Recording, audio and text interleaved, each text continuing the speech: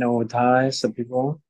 सबसे पहले तो मैं अपने सभी गुरु आचार्य उपाध्यायों को वंदन करता हूँ। शास्ता हमारे सबसे बड़े कल्याण मित्र, असीम करुणावान, उसी के साथ उनका स्वैच्छिक धम्म और ये संघ। आज का जो विषय है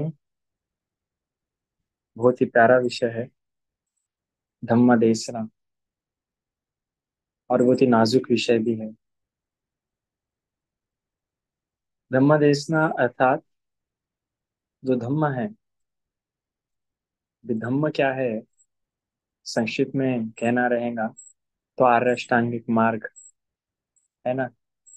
उस आर्य अष्टांगिक मार्ग लोगों को बताना, देसना, देना दूसरों को, है ना। श्रवण के रूप में लोगों को देना, देसना। तो क्या देना? आर्य अष्टांगिक मार्ग बताना कि क्या है आर्य अष्टांगिक मार्ग। जो 8 सीढ़ियां ना होते हुए 8 अंग है, जिसको इस प्रकार से धारण करना है, इस प्रकार से पालन करना है कि हमारे जीवन का अंग बन जाए, हमारे जीवन का क्या बन जाए, वो स्वभाव बन जाए। इसी को दूसरों को बताना और बताते हुए उनको इस आर्य अष्टांगिक मार्ग पे चलने के लिए प्रेरित करना, अर्थात उनके अंदर, उनके स्वभाव से यह भावित हो, वह इसकी भावना करे, अर्थात बढ़ाने का प्रयास करे इन 8 अंगों को। इस प्रकार से बताना मतलब क्या हो जाता है? धम्म देसना। धम्म ये संक्षिप्त रूप में है आर्य अष्टांगिक मार्ग। पर इस धम्म के कई सारे अर्थ और कई विविध अर्थों में, कई विविध आकारों में हमें भगवान बुद्ध के शासन में सुनने के लिए मिलता है। उन 84,000 स्कंदों में जो 84,000 जो स्कंद है वो पूरा धम्म ही है। जो विनय है पूरा धम्म ही है। जो जो व्यक्ति को प्रेरणा देता हो किस बात के लिए, इस भव चक्र से, इस दुख चक्र से, इस समुदय चक्र से। भव चक्र इसलिए क्योंकि हमेशा बढ़ते जा रहा है, हमेशा बनते जा रहा है। तो क्या क्या बनते जा रहे हैं? नए नए संस्कार बनते जा रहे हैं। क्या क्या बनते जा रहा है?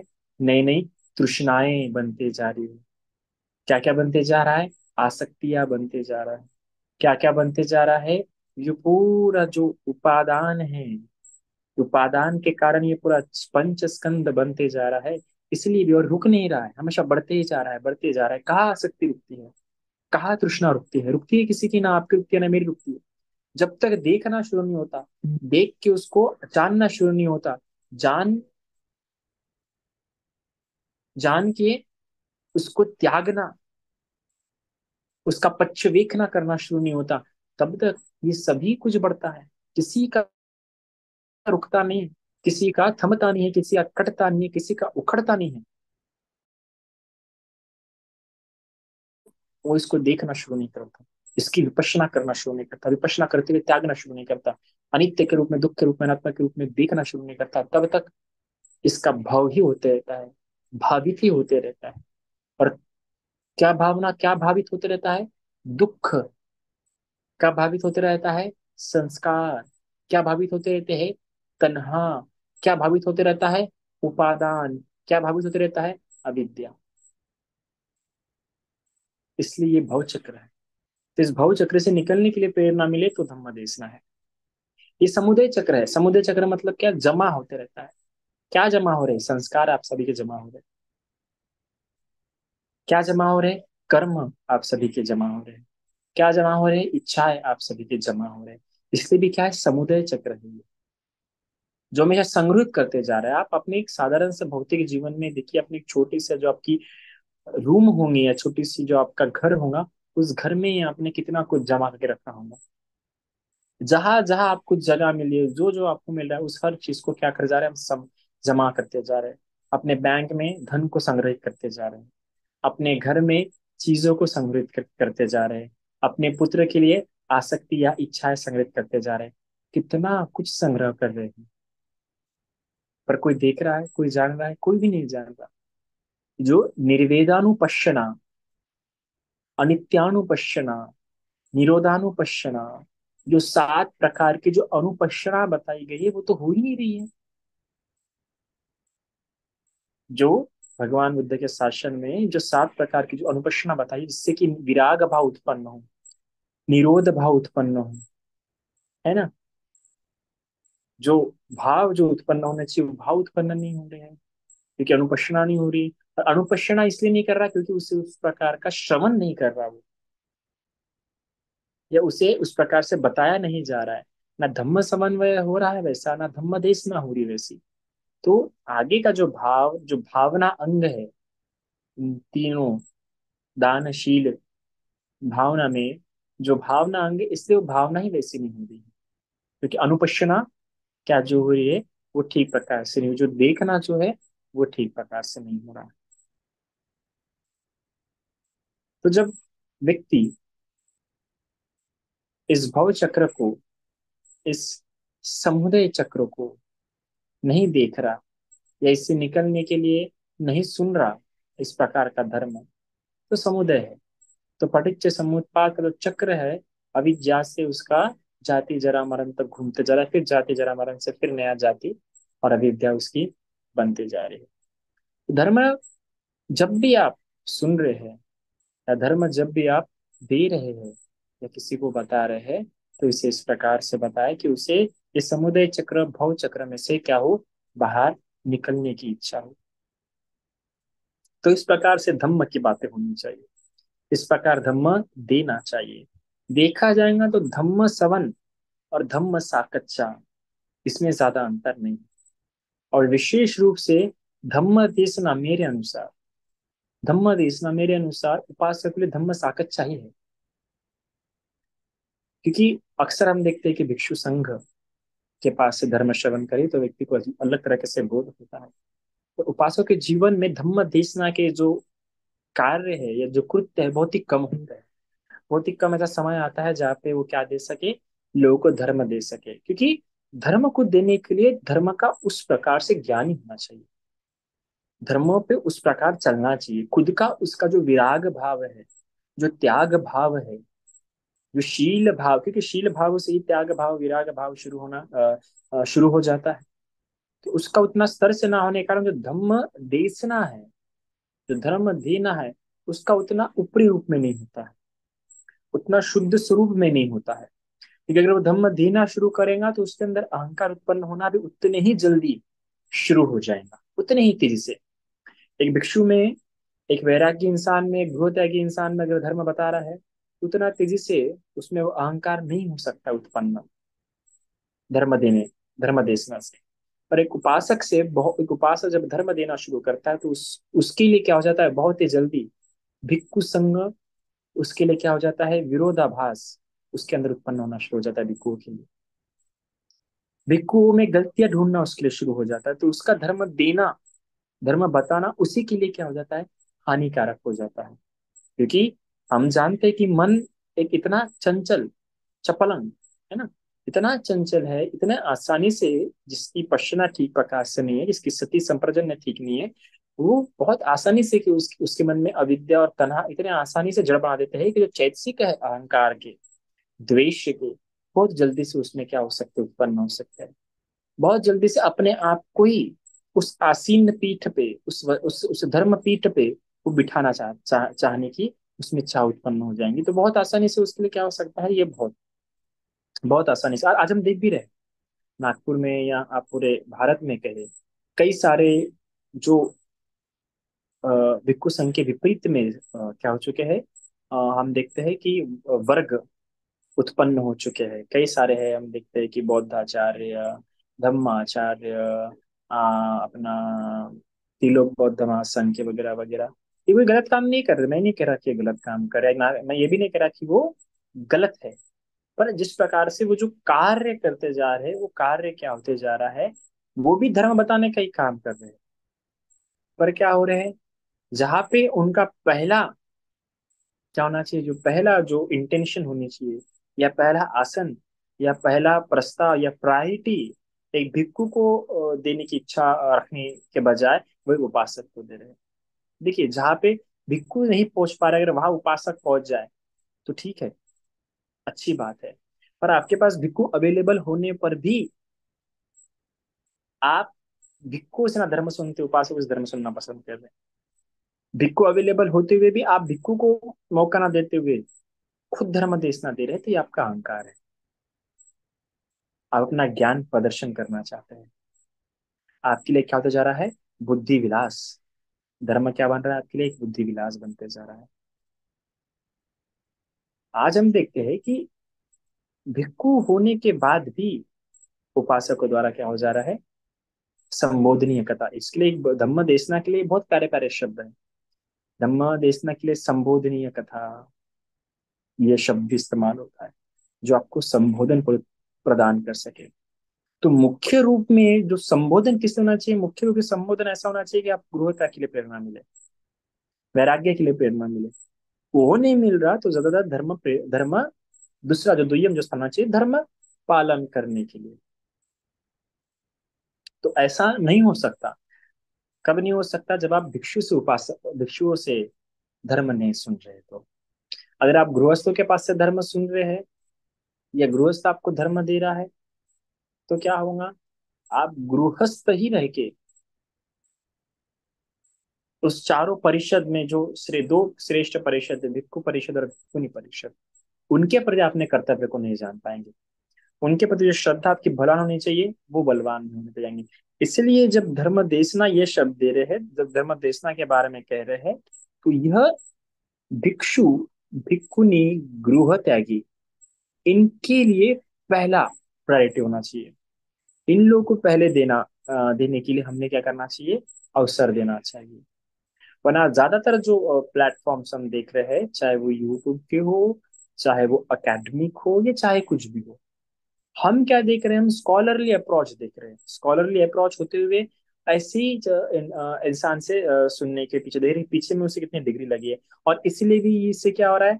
हम जब सामने वाले की डिग्री देख रहे हैं, सामने वाले का स्कॉलरली अचीवमेंट देख रहे हैं, या किसी उपासक के पास ये धर्म सुन रहे हैं, तो हमारी भी एक हानि हो रही है कि हम भी अपने अहंकार की ही तुष्टि कर रहे हैं। अपने अहंकार को क्या कर रहे हैं? शांत करने की कोशिश कर रहे हैं कि नहीं बाबा, इसके पास अपनी डिग्री से सुनना चाहिए। तो धर्म में तो डिग्री से देखे जा रहे हैं। एंड धर्म का जो मापन है, धर्म को देखना जो हो रहा है, वो डिग्री से देखना हो रहा है। पर धर्म का बोध तो वैराग्य से होता है ना। धर्म का बोध तो काषाय वस्त्र से होता है ना। इस काषाय वस्त्रों को अनंत ध्वज कहा जाता है। बुद्ध शासन का ये ध्वज है, काषाय वस्त्र। इसी को ध्यान में रखते हुए धर्म जो देशना है, वो हमारा जो प्रायोरिटी होनी चाहिए कि वो भिक्षुओं द्वारा हो। हमें जो मिले वो भिक्षुओं द्वारा मिले। उपासकों के लिए यही धम्म देशना क्या हो जाता है? धम्म साकच्चा, की धर्म चर्चा। इस प्रकार से बैठे की समय समय पे उनके क्या हो? धर्म चर्चा हो। धर्म चर्चा होते हुए उनको क्या हो? बोध हो। क्योंकि जब धर्म सुन रहे हैं, तो हमें उसमें कैपेबिलिटी होनी चाहिए। धर्म का उस प्रकार से क्या होना चाहिए? ज्ञान होना चाहिए। क्या धर्म का हमें उस प्रकार से ज्ञान है? धर्म का वाचन हमें उस प्रकार से है? भगवान बुद्ध का 84,000 धर्म स्कंद है। उन 84,000 धर्म स्कंद में अगर आज मैं किसी को पूछूं कि 84,000 धर्म स्कंद क्या है, तो किसी को नहीं पता। वो बोलेंगे उपदेश। उपदेश नहीं है भगवान बुद्ध के 84,000। धर्म स्कंद अलग है, उपदेश क्या होता है? अलग होता है। इसके अलावा जब भी कोई उपदेश भगवान बुद्ध का दिया जा रहा है, तो तीन बातों को ध्यान में रखा जाता है कि भगवान ने कहा दिया, किसको दिया, क्यों दिया। इसलिए भगवान बुद्ध की उपदेश की शुरुआत कहाँ से होती है? एवं ही सुतम, ऐसा मैंने सुना है।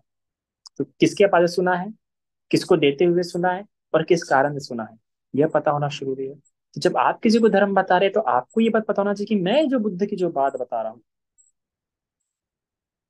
ऑफकोर्स मैं आप बुद्ध की ही बात बता रहे होंगे, तो आपको पता होना चाहिए। भले ही आप सामान्य इंसान को नहीं बता रहे होंगे कि किस संदर्भ में बुद्ध ने कहा है, किसको बुद्ध ने कहा है, किस कारण से बुद्ध ने कहा है। पर आप जो बताने वाला है, उस व्यक्ति को पता होना चाहिए कि भगवान ने किस संदर्भ में कहा।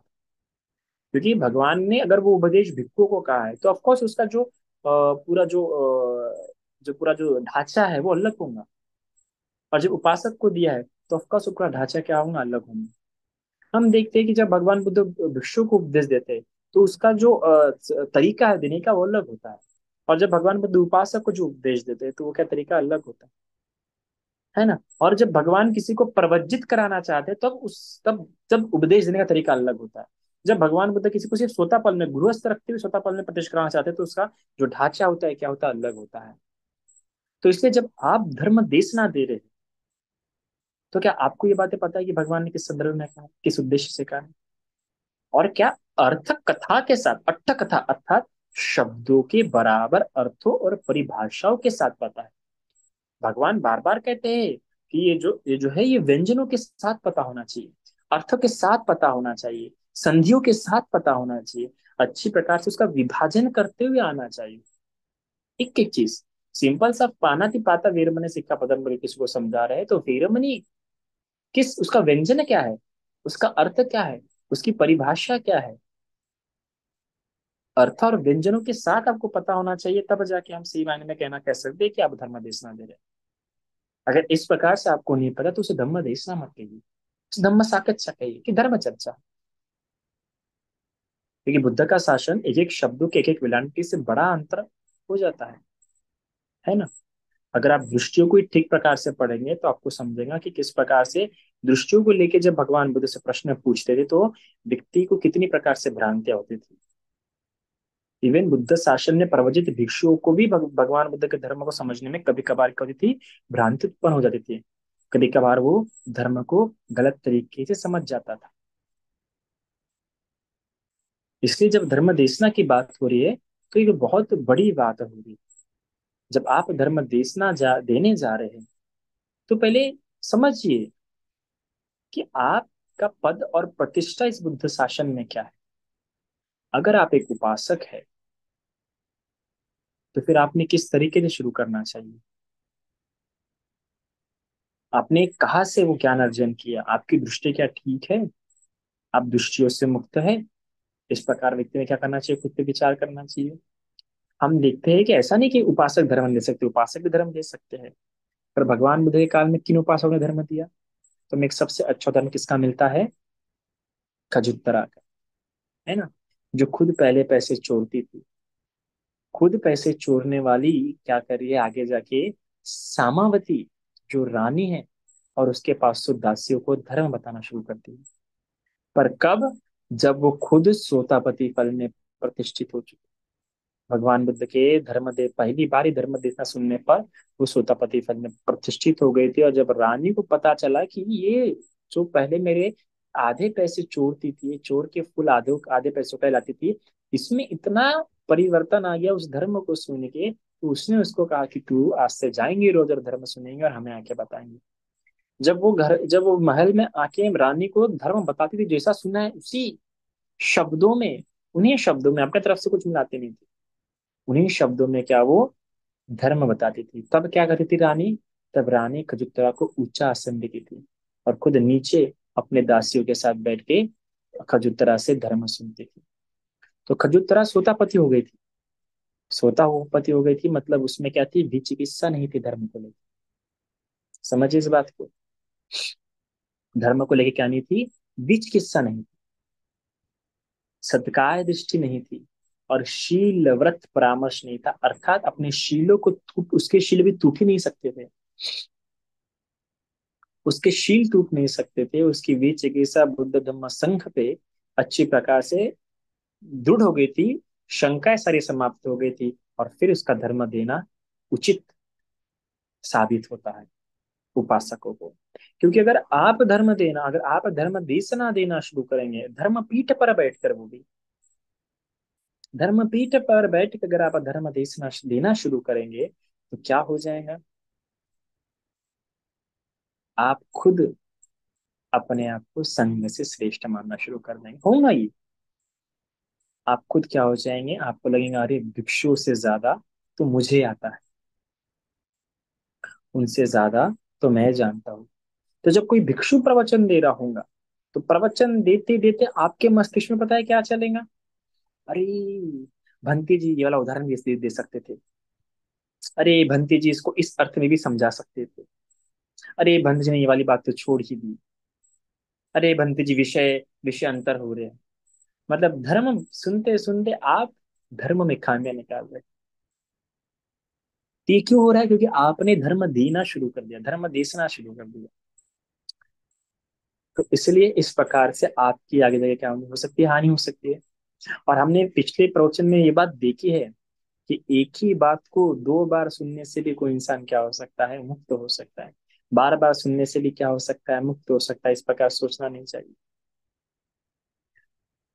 बात ये नहीं है कि कोई भिक्षु बोलते समय उसमें क्या क्या बातें कवर कर रहा है या कितने अच्छे से बता रहा है, या अरे उसने ये बताना चाहिए, उसने ये बताना चाहिए।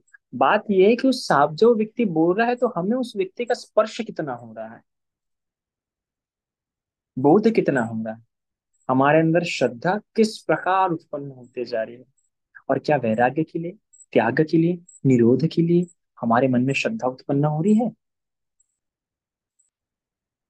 तो धर्म देना उचित है, धर्म देना उचित है। और आपका दिया हुआ धर्म भी क्या है, बड़ा उचित है। भगवान ने जो धर्म जो देता है उसके लिए इस साहित्य में, बौद्ध साहित्य में एक बड़ा सुंदर शब्द इस्तेमाल किया गया है, धम्म कथिक। धर्म बताने वाला, बड़ा सुंदर शब्द है धम्म कथिक। और इस धम्म कथिक के इतने सुंदर सुंदर गुण बताए भगवान बुद्ध ने, क्या बताया। अगर आपको धम्म कथिक के बारे में अच्छे से पढ़ना होगा तो पाल कारुस की एक किताब है, द गॉस्पेल ऑफ बुद्धा, उसको पढ़िए। उसमें बहुत ही, और वो किताब भी बड़ी सुंदर है, बहुत सुंदर है किताब, सभी के पास होनी चाहिए। मैं तो कहूंगा बुद्धा ने इस धम्मा से बेस्ट है, क्योंकि बुद्धा ने इस धम्मा क्या बड़ी हार्ड जाती है समझने के लिए, ये फिलोसॉफिकल है। बहुत विद्वान इंसान ने लिखा है, वो आपको आसानी से समझेंगे नहीं। पर वही पाल काल इसके जो द गॉस्पेल ऑफ बुद्धा है, बहुत ही सरल है, बहुत ही चुन चुन के उदाहरण उसमें दिए गए, बहुत ही चुन चुन के कहानियां उसमें दी और एकदम बड़ा ऐसा लगता है कि किसी ने बड़े बहुत बड़े सागर से एक एक मोती चुन चुन के एक माला बनाई है। ऐसी वो किताब है पाल काल उसकी, द गॉस्पेल ऑफ बुद्धा। उसका हिंदी अनुवाद भी वेदांत आनंद कौशल्या ने किया है। वेदांत आनंद कौशल्या ने बहुत ही सुंदर सुंदर किताबें, बड़ी चुन चुन कर उन्होंने भी किताबों का अनुवाद किया है। उन्होंने जिस जिस किताब का अनुवाद किया ना, वो सारी किताबें बड़ी सुंदर है। तो उन्होंने भी उस किताब का अनुवाद किया है, और बुद्ध संक्षिप्त बुद्धचर्या करके आपको मार्केट में मिल सकती है। तो उसमें धम्म कथिक पे एक चैप्टर मिलेगा, और बहुत ही सुंदर तरीके से कि धम्म कथिक में क्या गुण होने चाहिए, किस तरीके से गुण होने चाहिए, वो पढ़िएगा कि किसे धम्म कथिक कहते हैं। जो धर्म बताने वाला है इसमें क्या गुण होने चाहिए, वो सब उसमें बताया गया है। आप देखिए अनाथ पिंडिका, भगवान बुद्ध का श्रेष्ठ उपासकों में से एक था अनाथ पिंडिका। पर अनाथ पिंडिका ने कभी भी भगवान से कोई प्रश्न नहीं पूछा। यहाँ तक कि अनाथ पिंडिका को कितने तो भी सूत्र मुखतगत पाठ थे, मुखतगत बहुत सारे सूत्र थे। हमें तो भी कुछ सूत्र पाठ होगा क्या? एक गाथा गाथा तो भी पाठ है क्या हमें? अनाथ पिंडिका को कितने तो भी सूत्र मुखोद्गत पाठ थे, एक बार उसने सुना के दिखाया सभी को, अनाथ पिंडिका ने। पर फिर भी वो धर्म सुनने के लिए कितना रुचि रखता था। जब उसने मृत्यु के समय में सारी पुत्र के पास से अभिधम्म ग्रहण किया, उपादान स्कंदों पे दिए थे उपदेश, तब उसके आंखों से अश्रु निकल आ गए थे मृत्यु के क्षण में। और कहने लगा कि इतने साल मैंने भगवान के शासन में इतने प्रवचन सुने, पर आज तक ये प्रवचन मुझे सुनने के लिए क्यों नहीं मिला। तो देखो, खुद इतना मुखोद्गत पाठ होने पर भी, इतने सारे सूत्र रोज धर्म सुनने पर भी, धर्म सुनने के प्रति उसे कितनी रुचि है। क्योंकि वो हमेशा धर्म श्रवण पे ही बल दिया उसने। धर्म देशना हमेशा उसने क्या, भिक्खु से श्रवण करना ही उचित समझा। अरे विशाखा, कितने सारे विनय विशाखा के कारण ही बने थे। कितने विनयों को अच्छी प्रकार से जानती थी। कई बार कुछ विनय अगर टूट जाएंगे तो भिक्षु को बड़े प्रेम से डांट देंगी, डांटना शब्द ठीक नहीं है, बोल देंगी। पर फिर भी भिक्षुओं से धर्म श्रवण करना पसंद करती थी, उपासकों से नहीं। तो इसी प्रकार से जो धर्म देशना है, ये तो उपासकों का अंग है कि उपासकों ने देना चाहिए। पर उनके लिए धर्म देशना ना होते हुए धर्म साकच्चा है, धर्म चर्चा है, एक कल्याण मित्र बनने का अवसर है उनके लिए धर्म देशन। इस प्रकार से उन लोगों ने लेना चाहिए। अर्थात धर्म देके खुद धर्म गुरु बनने का प्रयास नहीं करना चाहिए उन लोगों ने। धर्म देशना का अर्थ उन्होंने कल्याण मित्र बनने का अवसर के रूप में लेना चाहिए। धर्म देशना का अर्थ उन्होंने धम्म साकच्चा के अर्थ में ग्रहण करना चाहिए। इस प्रकार से उपासकों ने ग्रहण करना चाहिए इसको, तो उनके लिए क्या होगा, उचित होगा। क्योंकि धर्म तो बड़ा अथांग है। हम अगर खुद देखें तो इस धर्म में कितने ज्ञान के विषय, 73 ज्ञान के विषय हैं। उसमें से भी हर एक इसमें कितने सारे धर्म है। अगर धम्म ही बोलेंगे तो एक 201 प्रकार के धम्म भगवान बुद्ध ने किसमें बताए गए हैं, सब जानने के इसमें। तो ऐसे एक एक जो शब्दों को, अर्थों को, व्यंजनों को जानता है, उसने सही मायने में धर्म देना चाहिए। धर्म देना हमेशा भिक्षुओं द्वारा ही होना चाहिए। तो क्या होगा, सही मायने में धर्म देना है। वरना आपके लिए क्या हो सकता है, वही अहंकार का कारण बन सकता है। और आज हो भी रहा है वैसा, आज वैसा हो भी रहा है। एक बात देखिए, एक बात को समझने का प्रयास कीजिए कि एकेडमिक वे अलग होता है, ठीक है, और धर्म देशना अलग होता है। जब आप किसी किसी सेमिनार में जा रहे हैं, या कॉलेज में जा रहे हैं, यूनिवर्सिटी में जा रहे हैं, या किसी कॉन्फ्रेंस में जा रहे हैं, उस कॉन्फ्रेंस में जब कोई रिसर्च पेपर को पढ़ रहा है किसी टॉपिक पे, किसी टॉपिक पे वो कोई रिसर्च पेपर अपना पढ़ रहा है, या आप कोई लेक्चर सुन रहे हैं किसी लेक्चरर का, किसी पाली स्कॉलर का लोग लेक्चर सुन रहे हैं, तो आप जरा उसकी शैली को कभी नोटिस कीजिएगा। और जब कोई भिक्षु प्रवचन दे रहा है, तब उसकी शैली को नोटिस कीजिए। आपको पता चल जाएगा कि क्या अंतर है, कि किसे धम्म देशना कहते हैं। वो जो कोई यूनिवर्सिटी में जब कोई लेक्चरर लेक्चर देता है, या कभी कोई रिसर्च पेपर कॉन्फ्रेंस में पढ़ता है, तो उसका जो ढांचा होता है वो देशना युक्त नहीं होता ढांचा। इट्स जस्ट एक रिसर्चर के रूप में, एक एकेडमिक लेक्चरर के रूप में, एक लेक्चर उसे कह सकते हैं, आप उसे बस एक लेक्चर कह सकते हैं। पर वो धम्म देशना नहीं, धम्म देशना, क्योंकि उससे आपको ऐसा आश्चर्य होगा, अरे किसी कॉन्फ्रेंस में जाके किसी लेक्चरर का लेक्चर सुने, कोई रिसर्च पेपर पढ़ के आपको ऐसा इस प्रकार बोल जाएगा, अरे धर्म कितना अथांग है, धर्म कितना बड़ा है, धर्म में कितना कुछ जाने लायक, कितना नॉलेज रखा है, ऐसा बोध होगा। पर धर्म धारण करने के लिए प्रेरणा नहीं मिल सकती है, वो धर्म देशना से मिलती है। इन दोनों का ढांचा अलग होता है। तो इसी प्रकार से अभी धम्म देशना जवाब दे रहे हैं, विशेष रूप से आपके धम्म साकच्य और कल्याण मित्र बनने का एक अवसर है। तो जब धर्म दे रहे हैं, तो अगर आप इस प्रकार से दे रहे हैं कि लाभ के लिए दे रहे होंगे, कीर्ति के लिए दे रहे होंगे, है ना, या सामने वाले को पता बताने के लिए, पता चले कि मैं कितना ज्ञानी हूँ, धर्म का मुझे कितना ज्ञान है, यह चेतना रखिए, इस चेतना से दे रहे हैं, तो वो धर्म देशना आपके लिए ना आपके लिए कारण होंगी, और ना सामने वाले के लिए क्या होंगी, कल्याणकारी होंगी। क्योंकि आपका अकुशल चित्त ही भावित हो रहा है उस समय, उस समय आपके मन में अकुशल चित्त उत्पन्न होगा। तो जब भी कभी आप धर्म देशना दे, तो इसलिए ताकि इसका मंगल हो, इसे धर्म का बोध हो, इसमें विराग भाव, इसमें निर्वेद भाव क्या हो, उत्पन्न हो, यह चेतना रख के देंगे। और इसी प्रकार से धर्म देशना दे। आज मैं कई सारे लोगों को देखता हूँ कि धर्म की बड़ी बड़ी बातें करना चाहते हैं, पर धर्म की बड़ी बड़ी बातें करने से अच्छा होगा अगर उनको उससे धर्म स्पर्श हो, धर्म बोध हो, विराग उत्पन्न हो, तो ठीक है। वरना कई सारे लोग इसलिए धर्म बताते हैं ताकि उनको सामने इंसान को पता चले कि वो कितने ज्ञानी हैं।